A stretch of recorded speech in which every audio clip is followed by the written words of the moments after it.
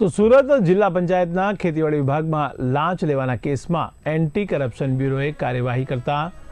Senior account clerk Rupal Tailor અને તેમના 19 વર્ષીય પુત્રની ધરપકડ કરી છે।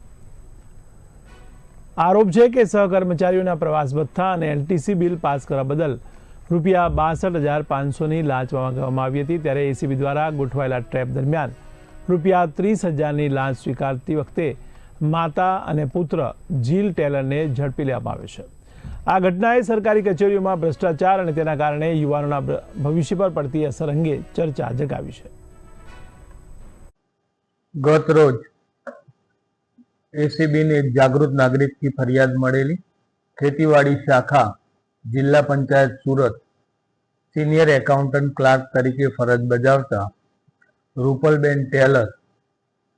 કે જેઓએ ખેતીવાડી વિભાગના કર્મચારીઓ જેઓના ટીએ બિલ તેમજ એલટીસીના બિલો મંજૂર કરવાના આવેજ પેટે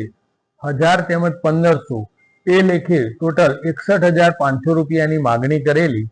જે પૈકી ફરિયાદી પાસે એક 30,000 રૂપિયા એકત્રિત થયેલા, જે ગતરોજ મેળવવા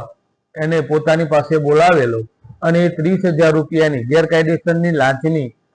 માગણી કરી એ સ્વીકાર કરતા ગત રોજ તેઓ તથા તેમનો પુત્ર જીલ ટેલર એમની અટકાયત થયેલી છે અને આગળ